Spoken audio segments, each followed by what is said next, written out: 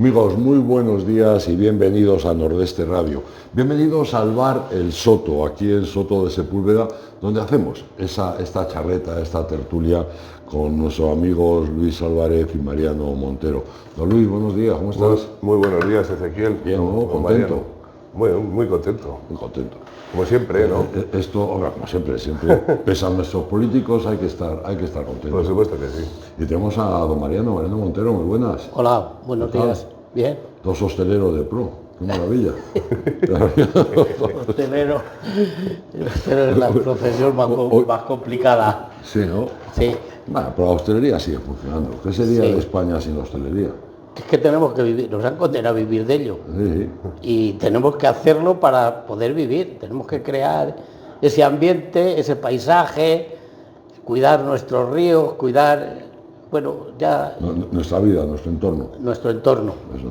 Hoy yo soy un defensor de los bares, entre otras cosas, porque sería de nosotros si no tuviéramos bares. Tú fíjate aquí en el Soto, sin el bar, ese punto de encuentro, en el que estás con amigos, pasas un rato agradable, charlas, sin necesidad de la radio. Seríamos alemanes o otra especie, ¿no? Hoy vamos a hablar de un tema que quizá ustedes han oído mucho, pero a nosotros nos apetecía también hablar un poco de ello. Y es del golpe de Estado del 23F y sobre todo de esa desclasificación de unos determinados documentos, que yo creo que no todos, pero bueno, vamos a hablarlo. Pero si queréis empezamos, sobre todo Mariano, tú me comentabas antes que el 23F, ese lejano 23F, afortunadamente ya, lo pasaste mal. Pues mira, mis hijos eran muy pequeños, tenían 2 y 4 o 5 años, y Rufi estaba trabajando en Alcobendas, en Madrid, en un colegio que había entonces enfrente de una gasolinera, cuando llegabas a Alcobendas, y estaban allí con los niños, el niño en una guardería y la niña con ella en el colegio, y yo estaba haciendo el frontón de Boceguillas, y ya a media tarde o ya a última hora, los guardias con los cemen allá a la puerta, y no sabía qué pensar, porque los guardias allí, muy raro, haciendo guardia en el cuartel. Hasta que luego ya me enteré que habían dado el golpe de Estado y que no se podía. Ponías la televisión y lo único que había era música. Muy triste, pues llorar, porque no sabes, después de oír todas las versiones de la guerra, verte con la familia en Madrid, tú en el pueblo, no sabes si vas a poderles volver a ver, qué va a ser de ellos. Comunicaciones cortadas. Aquello fue muy triste, ¿eh? Fue muy triste. La verdad que yo creo que se pasó mucho miedo. Don Luis, tú no recuerdas eso, claro. No, yo ya había nacido, yo soy hijo preconstitucional, soy del 78, de septiembre, y no tengo ni idea. O sea, quiero decir, con 4 años que tenía yo entonces, en el año 81, no tengo recuerdos. A lo mejor si hiciera hipnosis, podría a lo mejor entender alguna historia que pasara por ahí. Pero además cuando eres chico, fíjate, mi padre, que era enfermero y fisioterapeuta, que en paz descanse, yo le pregunté muchas veces, pues mi padre y yo hablábamos mucho de todas estas cosas, era un hombre que leía mucho la prensa y demás, y sí que me comentó alguna vez cómo fue, claro, es la pregunta que le has hecho también al señor Mariano, ¿no? ¿Cómo lo viviste? Que en el fondo no deja de ser la mejor fórmula para aproximarse a la realidad más cuando eres periodista, que es lo bonito, son las historias. Porque hay un 23F, pero hay cientos de miles de 23Fs. Hay gente que esa noche se metió en casa acojonada, otros que estaban celebrando descorchando. Son todo ese espectro de cara de grises de realidades, de un reflejo de lo que pasó durante la dictadura y se viviría de muchas maneras. En el caso de mi padre, estaba haciendo avisos en una ambulancia para una clínica que se llamaba la Clínica El Cisne, que es donde nací yo. Luego se llamó La Honradez, ahora es de un grupo de estos Quirón, yo no sé. Y bueno, mi madre estaba un poco preocupada porque mi padre no venía a casa y no había teléfonos móviles, obviamente, pero no pasó nada. Bueno, si quieres... Pero los fijos también los cortaron, ¿eh? ¿Los teléfonos fijos los cortaron? Sí. No, es que además pues la situación, la sociedad era muy distinta a la que ahora somos capaces de entender, y posiblemente ese mismo hecho ahora lo veríamos, lo viviríamos de una forma distinta por aquel entonces. Entonces ten en cuenta que la Constitución se firmó en el 78, o sea que de alguna forma estábamos como recién empezados a disfrutar o a sentir lo que podía ser la democracia, claro. Entonces una cosa de esta asustó mucho. Tú has visto ahora, estamos todos con el tema de la desclasificación de los documentos. ¿Realmente crees que se han desclasificado todos los documentos? ¿Realmente crees que ha aportado algo nuevo? Yo no he encontrado nada nuevo en la desclasificación. Bueno, no me ha dado mucho tiempo a mirar, pero sí que llevo mirando muchos años qué es lo que hay aquí, no solo con esta historia. Los periodistas tenemos la sana costumbre de cotillear sobre un tema en concreto y seguir cotilleando durante décadas, hasta que, bueno, pues se llega a ciertas conclusiones. ¿Esto por qué es? Por ejemplo, el 11M. El 11M es un tema en el que yo sigo investigando incansablemente cada vez que pasa cualquier cosa. Me refiero a lo siguiente, y aquí es donde vamos a entrar en harina. Permíteme luego que haga un contexto histórico para entender qué es el 23F y por qué pasa y dónde estábamos situados, porque la gente que tiene ahora mismo 20, 30, incluso 40 años, yo tengo 47, a lo mejor no entiende muy bien qué es lo que estaba sucediendo en aquella época, ¿no? Pero a lo que voy es que de repente existen, en periodismo, ¿no?, tenemos de repente la gran fortuna de que aparece un tío llamado Julian Assange y crea una página llamada Wikileaks y empiezan a filtrar documentos del Departamento de Estado norteamericano que sacó en un pendrive un soldado que trabajaba, digamos, para la NSA o la CIA, y se lo filtra a un agitador, libertario, llámalo como quieras. Pues yo a Julián le conocí en la Embajada de Ecuador en Londres. He sido uno de los pocos periodistas españoles que ha entrado ahí, además con el juez Garzón, que era su abogado, y fue divertidísimo aquella peripecia. Luego, si quieres, te paso unas fotos para que Claudia pueda meterlas y vea aquello, ¿no? Aquello era todo un poco así como no sé, como Mortadelo y Filemón. Yo, en el fondo, he estado algunas veces en situaciones históricas muy relevantes, y al final te acabas dando cuenta de que todo es mucho más chapucero y te sorprende más de la simpleza de muchas cosas, ¿verdad? Exactamente. Entonces, ¿qué pasa? Pues que de repente Wikileaks filtra todos los archivos. En este caso, de lo que nos concierne, son los papeles del Departamento de Estado, llámese Ministerio de Asuntos Exteriores o algo así, o del Interior de Estados Unidos, no tienen los mismos nombres, de Henry Kissinger, los papeles de Henry Kissinger, ¿no? Kissinger ha sido un tío que ha muerto hace relativamente poco, hace un año, una cosa así. Ha sido probablemente el mayor demonio de toda la política norteamericana, y encima es Premio Nobel de la Paz, una cosa que es acojonante. Que los premios Nobel no tiene que ver nada con la paz, no tiene que ver nada. Y empiezas por ahí, continúas con otra cosa, y entonces es todo confundirte, porque todo trata de confundirnos. No, pero es que tú fíjate, el Kissinger, el Premio Nobel de la Paz, tiene lo suyo. Claro. Anda, y traen ahora que le quieren conseguir también. Bueno, pretende, de momento se lo han dado, pero bueno, tienes a Obama, que antes de estarse también se lo dieron, o sea que... Encima era negro, ¿no? Era como de wow, menos mal, un presidente negro, luego era un cabrón con pintas que generó muchísimas guerras, ¿no? A lo que voy es que de repente aparecen unos archivos que se desclasifican. En este caso todavía la gente lo puede observar. Por cierto, si alguien quiere mirar, meterse en Wikileaks, no se preocupe, no le va a entrar ningún virus. No. Está en la Deep Web, está en la Dark Web, que es donde nos metimos nosotros en su momento. Y ya hablaremos un día de esto de la Deep y la Dark Web. Pero lo puedes ver en las 3 W, que es la web superficial, en wikileaks.org, ¿vale? Y entonces ahí tiene un buscador. Claro, ahí hay una pila de cientos y cientos y cientos de miles de documentos. Simplemente hay que saber qué quieres buscar, ¿vale? Es una aguja en un pajar. Pero ese gran problema, que en ocasiones el tema está en poder encontrar, el saber buscar para poder encontrar. Pero tiene un bonito motor de búsqueda, porque Julian Assange, australiano, informático, hacker, un personaje de verdad de película, de hecho se ha hecho una película de él. Era un tío además curioso, porque yo cuando entré a la embajada le vi, estaba en pantuflas y pijama, o sea, la embajada de Ecuador en Londres era su casa.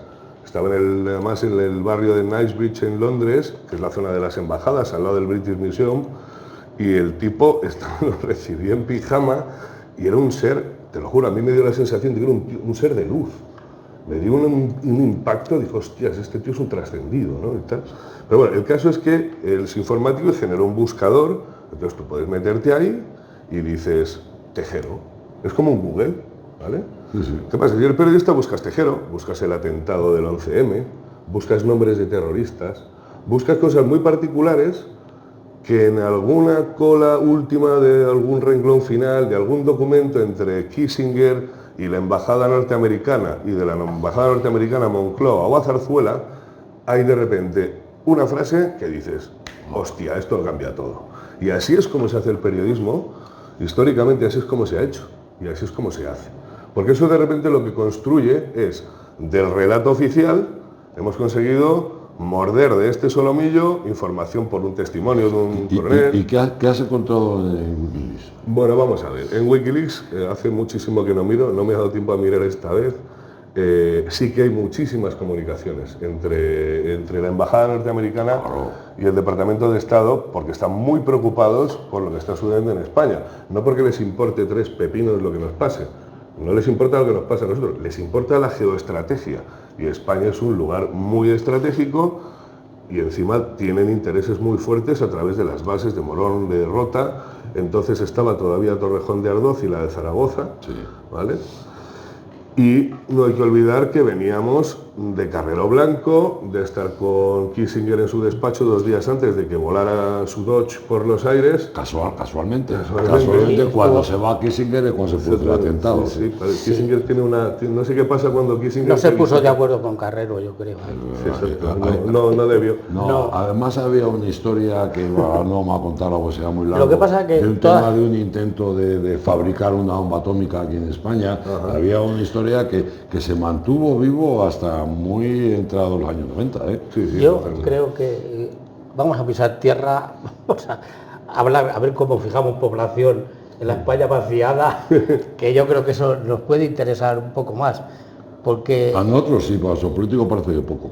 Ya, pero nosotros, gobiernen unos, gobiernen otros, si nosotros conseguimos que nuestra comarca crezca, que nuestras cosas valgan más. Yo quería deciros una cosa.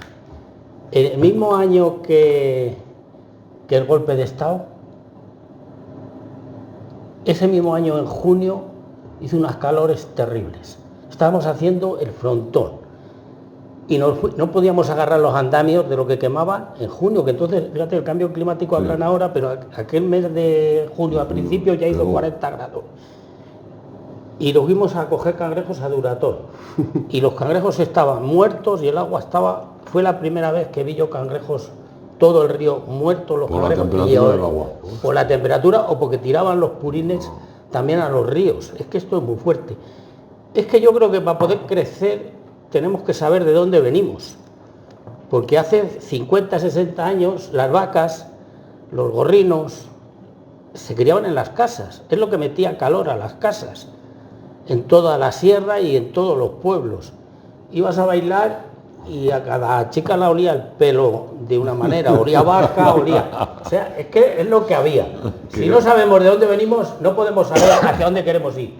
Después vino Abril Batoler, que fue ministro con Franco y luego de la UCD, y ese hombre empezó a traer dinero, hizo sociedades para criar naves de cerdos. Y ya conseguimos también sacar los cerdos de las casas, y las gallinas, y los gorrinos, o sea, todo. O sea, ya prohibieron que en los pueblos se criara el ganado, que eso fue un avance muy importante, que se criara fuera. Y entonces, pues ya se criaban en naves, pero es que no había forma de los purines. Yo he visto tirar purines en los barrancos y los ríos contaminados. Fíjate qué fuerte, ¿de dónde venimos? ¿De dónde venimos? Eso sí que era un golpe de Estado. Hombre. Pero es que seguimos dándole ahora. Vamos a ver, ahora mismamente hemos aprendido a hacer depuradoras, a llamarlas depuradoras, pero las depuradoras, el mismo agua que entra, sale. Algunos lo único que hacen es echarle a su líquido para que no huela mal ya el agua, pero tenemos casi todos los ríos contaminados. Vivimos en el sitio mejor, al lado de Madrid. Si esas aguas se depuraran, si consiguiéramos los cangrejos antiguos, los cangrejos autóctonos de aquí, pues si eso era lo que iba a traer población, porque esto era un verger, ir a cualquier pueblo, se compra cualquiera una casa y los niños iban a los arroyos a coger cangrejos y peces de esos. Yo creo que eso es crecer, lo demás es estar equivocado. ¿Para qué hacen las depuradoras si no las están usando? Tú coges el río Seco que pasa por Boceguillas y entras en el Olmo, arriba, no, en Encinas. Bajas por Fresno, bajas por Grajera, bajas por Boceguilla, vas por Baboya y en el Olmillo cuando desemboca es agua totalmente fecal, toda, aunque no huele ya porque las tratan para que no huelan en las depuradoras, pero no lo purifican. Entonces, si las depuradoras no las usan para depurar, ¿de qué estamos hablando? Si no volvemos otra vez, vivimos en el mejor sitio, ¿por qué? Porque tenemos cabeceras de ríos, cabeceras de donde emanan los ríos aquí en la sierra. Si esos ríos les depuramos, es que es un verger, los niños bajan a los ríos, toda la vida ha sido así. ¿Todo ese estropicio tú crees que de alguna forma obedece a alguna intención? No, a una dejadez total, a una dejadez, igual que ha habido que luchar por sacar los gorrinos de las cuadras, de las casas, y las gallinas, y sacarlas de los pueblos, pues ahora vamos a crear una comarca que nuestras casas valgan más, porque viene la gente y estamos a una hora de Madrid. Del aeropuerto, bueno, que esto sea un sitio donde se pueda vivir. Yo creo, Mariano, y recuperar los ríos. Yo creo que esto responde a una cosa, y que es una cosa perversa, pero no hemos tenido más remedio de que fuera así, porque yo he vivido en el pueblo de mi madre en Salamanca, las vacas en el corral abajo, siendo la calefacción, un cerdo en la casa de la vecina, y yo te voy a decir una cosa, hablabas del pelo de las chicas. A mí los olores en las calles y ver las boñigas de vaca andando por la calle, a mí no me preocupaba lo más mínimo. Pues mira que algunas las hemos pillado con la bicicleta.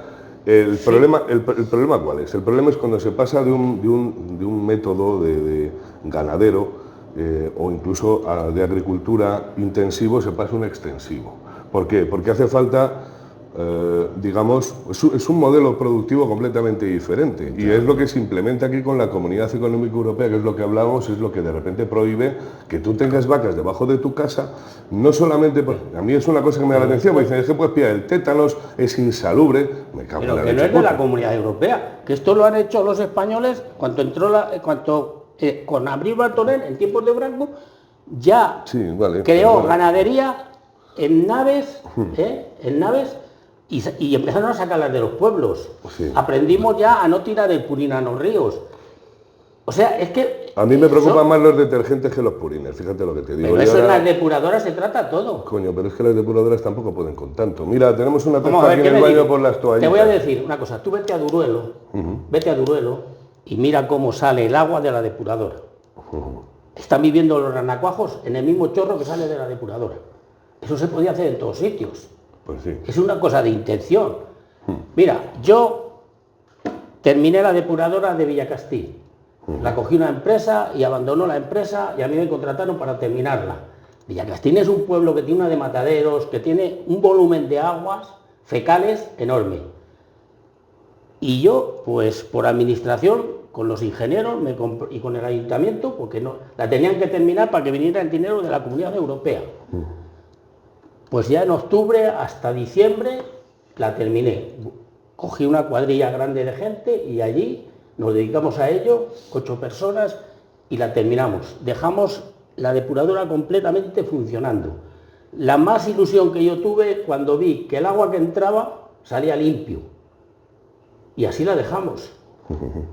Yo, el mismo día que las terminé, porque en diciembre había que certificar, las certificaciones las firmó el otro, yo cobré por administración y quedé tan conforme e ilusionado por el trabajo que había realizado.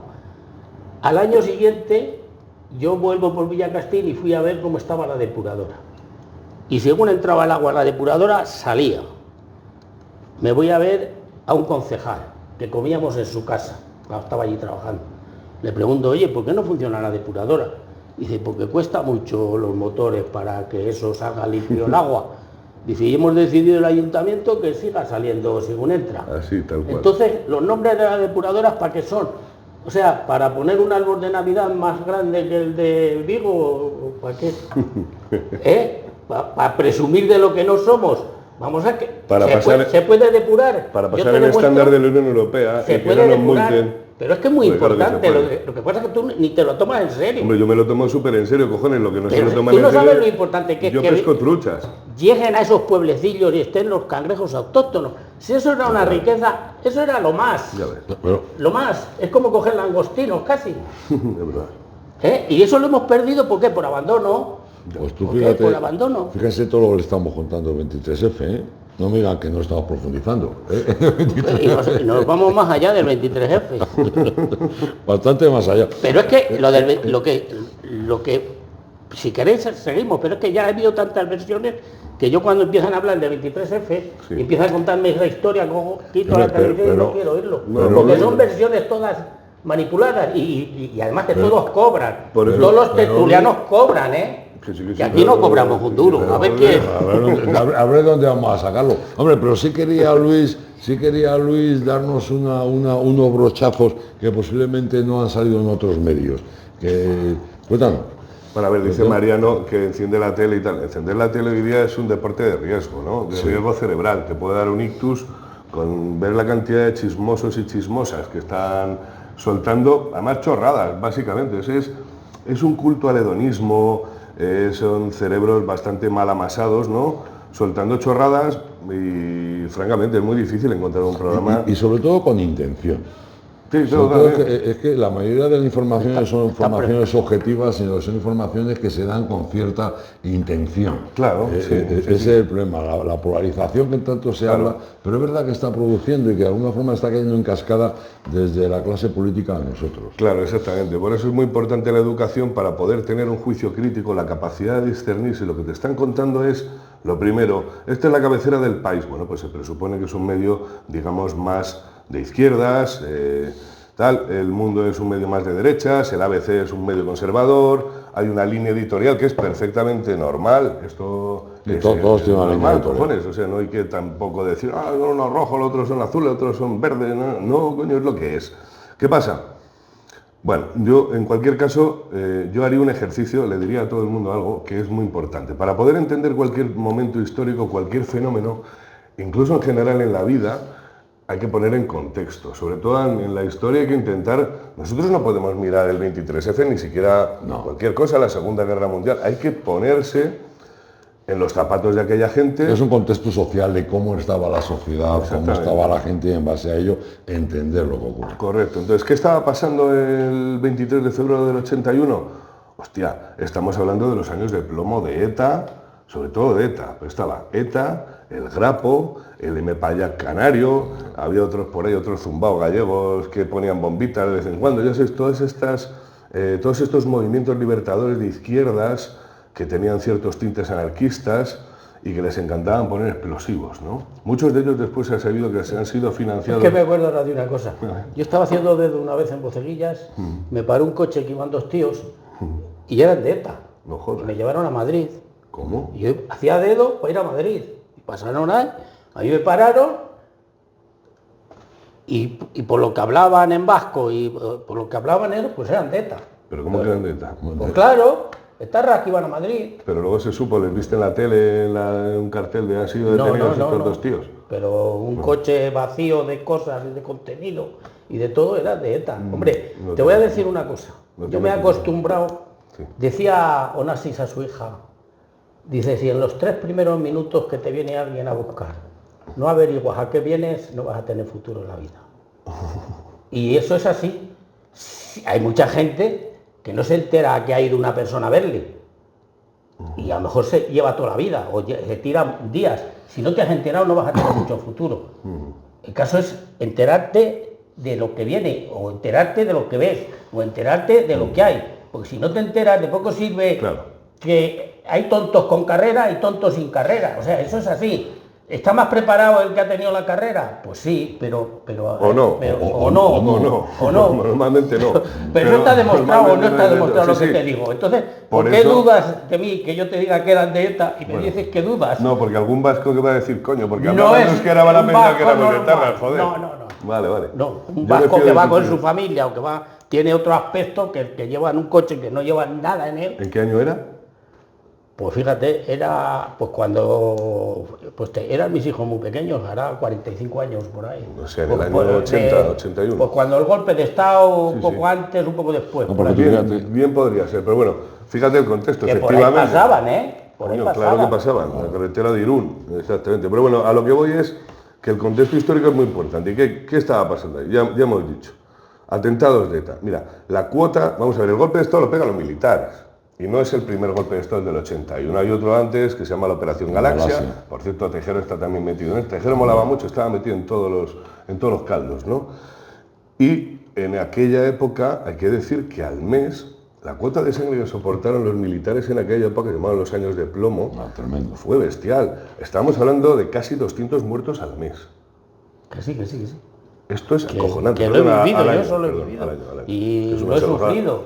Vale, entonces, Que ello era terrible. ¿qué pasa? No había semana que no hubiera algún atentado. No había semana que los militares no tuvieran... La Plaza de República Argentina ha sufrido un atentado descomunal, atentados contra la Guardia Civil, casas cuarteles, etcétera. Es la época en la que ETA todavía no era tan canalla, ¿no?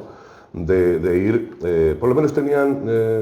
no sé, quiero decir, iban contra militares, ¿no? O sea, gente que va armada en un momento de que tiene preparación. Eran canallas porque ponían bombas, podrían haber ido cara a cara, ¿no?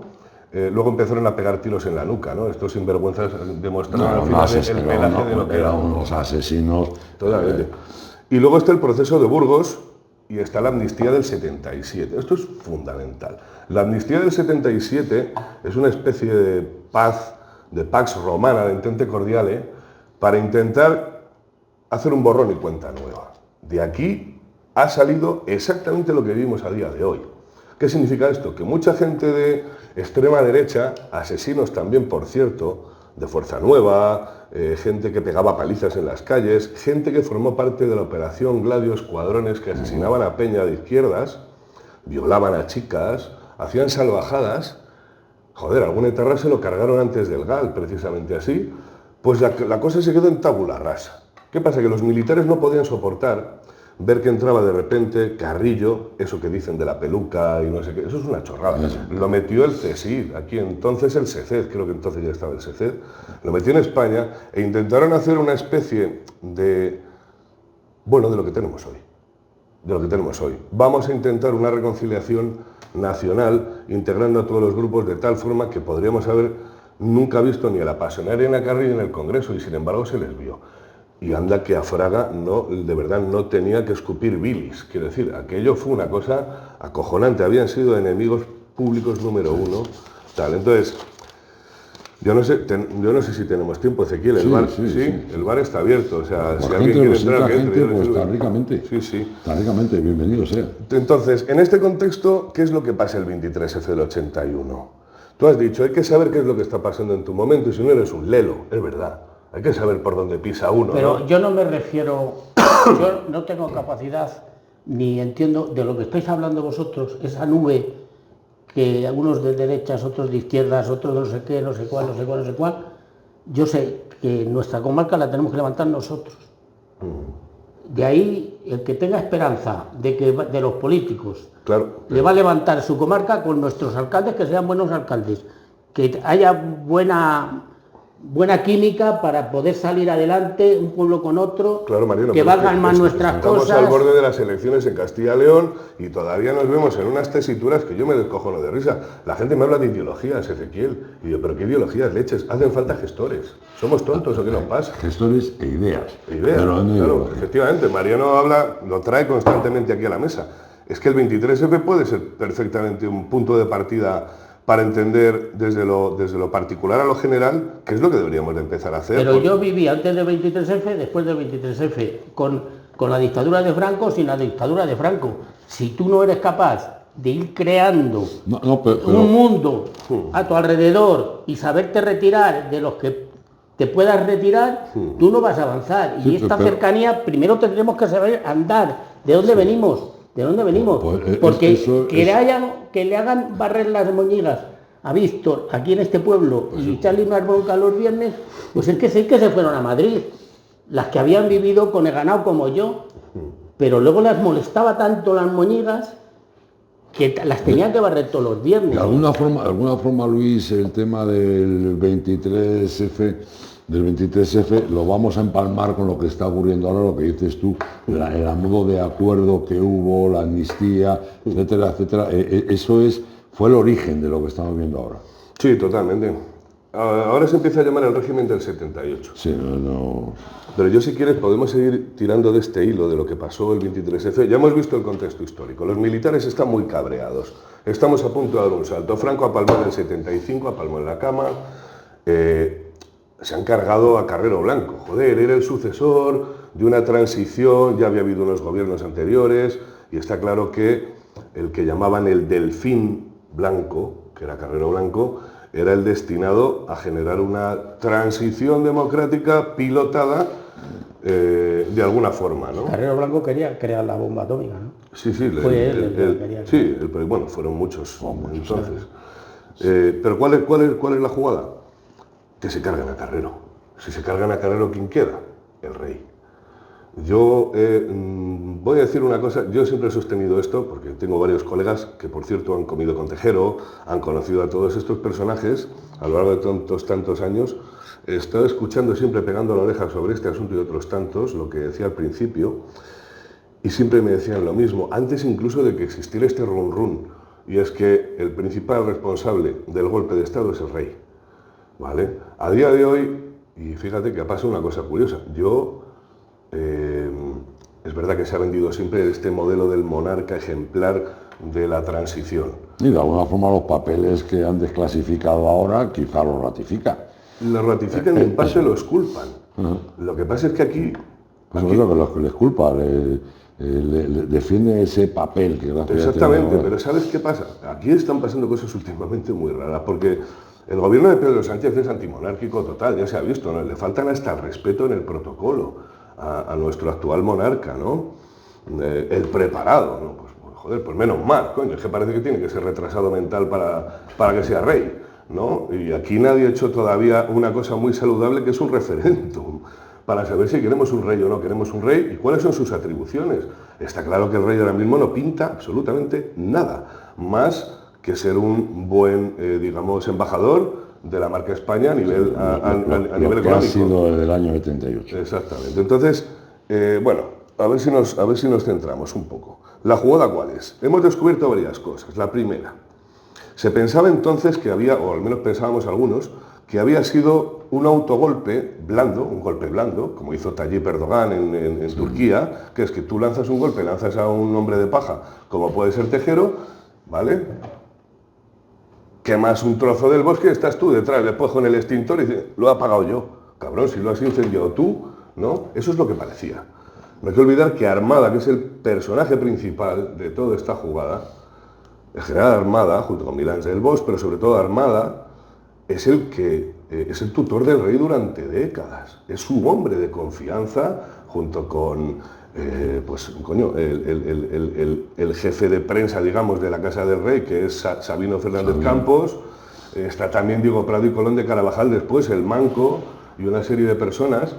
Pero la clave está en que Armada, yo creo que Armada le hizo el lío al rey. Ahora nos estamos empezando a dar cuenta de que hay alguna cosita por ahí que podría ser curiosa. De alguna forma el que se estaba esperando en el Congreso, a generar Armada.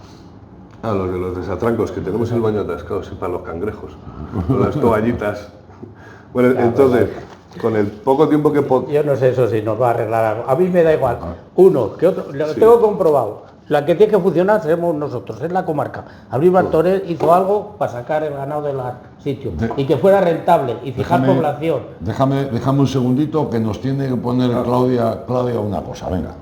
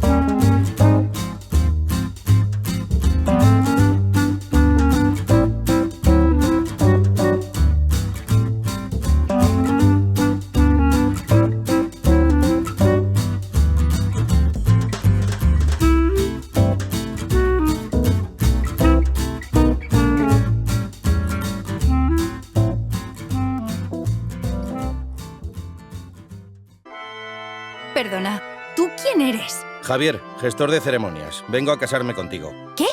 ¿Y Carlos, mi novio? Carlos no asiste a ceremonias. Es el procedimiento. Absurdo, ¿verdad? Así firma la mayoría su hipoteca, con un desconocido. En Eurocaja Rural, tu director te escucha, adapta tu hipoteca, te lo explica todo y te acompaña a la firma. Más información en eurocajarural.es. Eurocaja Rural, la hipoteca que tú quieres. Riaza es patrimonio. Es cultura. Es gastronomía. Es deporte, es naturaleza. Riaza es vida. Ven y disfrútala. Riaza, el pueblo más sano. Bueno, a ver, la jugada, si te parece, Ezequiel, Sí. es que, claro, estamos lanzando, es que es un tema complejísimo. Yo intento por todos los medios dejar a la Pero ¿cómo audiencia- vais a arreglarlo tú aquí? No, si no es arreglarlo, Hablarlo. es informar. Y nuestros oyentes, ¿tú crees que les vas a resolver? Si todos tienen todas las televisiones y Si todos no, los si medios. no estamos arreglando, estamos exponiendo. Claro. Ya. Mira, Estamos contando. Hay una cosa, mira, hay un concepto clave aquí. Esto sí que se sabe. Hay cosas que se saben de verdad que son. Y una de ellas es que Armada llama por teléfono, por ejemplo, a diversos periodistas o personas de la oligarquía. En este momento, y hay una declaración de Luis María Ansón, que entonces era presidente de la agencia EFE, director de la agencia EFE, después fue de la ABC. Y tendría unos archivos, Sí. cuidadito, Acojonante. archivos de Anson. Está Tamames, está Garrido Walker, están los personajes que son luego los padres de la Constitución española y eran prohombres que podrían haber hecho un gobierno que se llama de salvación.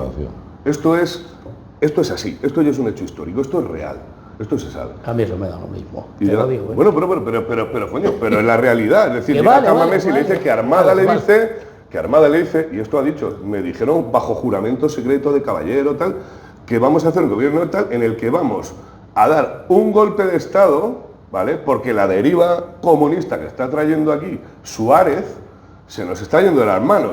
¿Qué demonios? Mira, yo me llevo muy bien con la secretaria de presidencia del gobierno desde Suárez hasta Rajoy, María Ángeles López de Celis. Hemos cenado en mi casa 1000 veces. Y ella estaba en el despacho, era su secretaria. Y un día me dice, María Ángeles, bueno, un día le he preguntado a fondo, a Pincho, le he entrevistado, y es una mujer muy discreta, pero alguna cosa se le ha escapado. No, obviamente, cosas no lo voy a contar. Pero sí que me contó el día que a Suárez le ponen los militares una pistola encima de la mesa. Dice, tío, casi me hago pis encima. Si ves la cara de Suárez, ese tío tenía unos cojones. El segoviano era de Ávila. ¿no? Estaba de gobernador en Segovia. Estaba de Y gobernador. se vaciaban todas las oficinas para irle a ver. Todas las tías se salían a verle. Era un galán Era un tío muy guapo. que se salía de gobernador, a la hora que salía era a tomar café y a los bares que iba, todo lleno de tías de Segovia. Sí, claro, no me extraña. O sea, eso lo he visto yo. Era un tío guapo con mucha clase. A lo que voy, había un golpe de Estado montado ¿para qué? Para desactivar otros golpes de Estado más gordos que podrían ocurrir en los que el rey no estaba. Y de alguna forma la intención Y el era, rey lo era sabía, montar ojo, un gobierno de concentración. Exacto, exactamente. Lo que se llama gobierno de concentración nacional para evitar que se les escape de la mano. Ha muerto Franco, los militares están descontentos, Suárez ha sido una especie de bisagra para intentar que esto más o menos cuaje. Fíjate que hizo un ejercicio ese hombre acojonante, yo es un político al que adoro, Suárez, porque se sienta con Carrillo durante 3 días con sus noches fumando tabaco en un chalet para decir, señor Suárez, esto me lo contó también María Ángeles porque estuvo allí. Señor Carrillo, usted y yo estaremos, no digo textualmente, en las antípodas ideológicas, pero usted y yo nos ponemos de acuerdo o vuelve a haber sangre en este país. Esos son hombres de honor, con unas alturas, una altura de miras, con una categoría humana que flipas. ¿Y qué pasó? Suárez dimite. A Suárez le hacen dimitir. Y el ruido de sables que se llama, hostia, eso debe de ser ensordecedor. Toda la presión que sujetó a aquel hombre y todo el silencio que ha generado después. Con lo cual, el resumen es, dimite Suárez, entra Calvo Sotelo en su segundo día de investidura, porque en la primera no votaron a favor de que fuera investido, esto es un proceso normal de la Cámara, y el segundo día entra Tejero, con aquello de quieto todo el mundo y tal. Entra Tejero y se pudo haber liado la Marimorena. Armada no aparece, que es el Delfín Blanco. Que era el gran esperado. El gran esperado, ni está ni se le espera. El jefe de la Casa del Rey dice, le llama Armada que quiero ir para allá, que no vengas, el rey que no venga este tío, el rey descolgando el teléfono, llamando a la embajada americana, a Moncloa, al Congreso, al Ondejero, hablando con el Estado Mayor de la Defensa, con el GEMAT. En resumen, esta desclasificación es un poco así como un panfletillo de la revista Pronto, en resumen, porque hemos sabido las conversaciones entre Tejero y su mujer, lo pone muy representativo, le pone como un tonto. Lo que fue es un tonto útil, eso sí que es un hecho. Sabemos que Milans del Bosch al final no saca los tanques a la calle. Por cierto, estudié en el CEU con su nieta y tuvimos alguna que otra conversación, algún día hablaremos de esto. Una chica, por cierto, encantadora. ¿Y qué pasa? Que el rey acaba siendo el que, fíjate, es el que salva la democracia. Y el rey estaba metido en el ajo porque querían hacer un gobierno de concentración nacional, un gobierno de salvación, el que estaba Tamames, esto lo ha reconocido en serio, lo ha reconocido, sí. Tamames no, pero Luis Sansón sí, García Walker y tal, y les hacen un golpe así como mucho más heavy por detrás, o hacen un golpe, digamos, blandito, para que el rey salga como salvador. Me cago en 10, es el espaldarazo del rey para que después genere todo lo que tenemos a día de hoy, que es lo que precisamente a día de hoy está en tela de juicio. Es decir, necesitamos rehacer el sistema, reinventar el sistema. Habría que hacer una nueva constitución probablemente. No, yo creo que la Constitución, darle una vuelta, habría que darla por el año 78, por lo menos actualizarla. Eso vendría bien. ¿Tú crees que veremos más papeles desclasificados? No, y te voy a decir por qué. Porque se han destruido. Me ha faltado decirte que... Hay muchos papeles que se sabe que no existen. Hay papeles que se saben que existen, pero no se sabe dónde están. Es posible que hayan sido destruidos o es posible que están en cajas fuertes guardadas de alguien. Una cosa que no hemos dicho es que Tejero la palmó justo el día de la desclasificación a los 93 años. Sí. Seguro que Gede dijo, madre mía, o sea, es muy representativo, estas coincidencias a veces son la hostia. Porque dices tú, joder, que todavía voy a quedar yo aquí como el tonto, no se sabe la verdad del todo.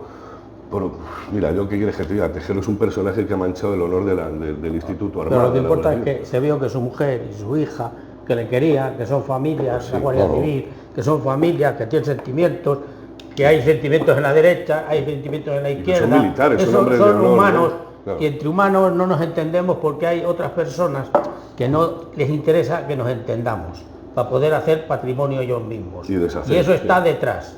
Entonces, en lo que haya esas personas y no las sepamos descubrir, pues van a seguir existiendo estos problemas. ¿Por qué? Porque somos humanos y estamos hechos de sentimientos. Entonces, tenemos esos fallos. Y cada vez, pues yo no sé si esto va mejor o va peor. Va mejor, joder, siempre va mejor. Y tiene que ir a mejor siempre, hay que ser positivo. Después de lo que están descubriendo con las niñas, las violaciones, y siguen siendo líderes como Trump, pues yo no sé qué decirte, chico. Que Trump sea un líder en Estados Unidos, pues es muy fuerte, después de la vida que ha llevado y lo que ha hecho. O sea, eso me deja a mí muchas dudas. Eso hay que demostrarlo. Está demostradísimo. Lo que hacían ayer está demostrado. No, porque no está juzgado. Es esto de los bulos que comentabas, o es verdad. Yo no digo que sea mentira, pero lo que no está demostrado. Tiene que ser judicializado. Ya, y un juez que le condene, ¿no? Hombre, claro, como a todos, ¿no? Ya. Pero es que de repente te dicen que tú eres un pedrasta o que yo soy... No sé, el toro que mató a Manolete... Pero se han salido fotos en todos sitios. Pero tú sabes lo que se hace con las fotos hoy día. Podemos hacer un vídeo con la IA, lo hemos hablado un montón de veces, Mariano. Hoy en día y siempre. Y siempre, claro, con Photoshop. De una forma más complicada o menos, pero siempre. Claro, siempre. Que tú te haces una foto con Trump y eres Jeffrey Epstein y no significa que, yo qué sé, es como, yo qué sé... Al rey de Inglaterra estaba en la misma panda. Y ya sé sí que le han condenado ya. No le han condenado, le han detenido para interrogarle. Veremos a ver qué pasa ahí. Si es que le condenan, en caso de que sea culpable, pues ya sabemos cómo funcionan muchas veces las cosas, ¿no? Pero tenemos que ser cautos con todas estas historias. Hay que ser muy cautos. Porque mira lo que ha pasado con Julio Iglesias. Las dos del servicio, tal. Ahora se está descubriendo que esa denuncia estaba instrumentalizada por otro lado. Se está descubriendo, no demostrando. Y Julio Iglesias ha metido una querella contra el diario.es de 200 millones y contra Ignacio Escolar, que es su director, que ojalá se descubra la verdad. Se descubra la verdad. Si Julio Iglesias ha hecho la canallada esa, me cago en 10. O sea, es asqueroso.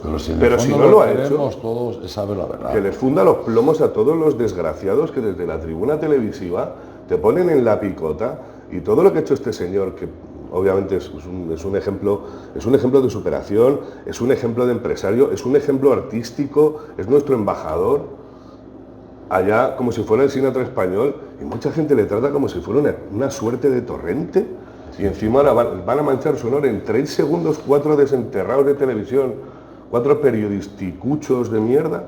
Anda ya, por el amor de Dios, sepamos la verdad, y el que haya difamado no sabe lo que le espera, porque Julio Iglesias tiene pasta para enterrarlos a todos en juicios para poder demostrar que su honor tiene debe ser limpio. pasta, intención, Claro. y tiempo.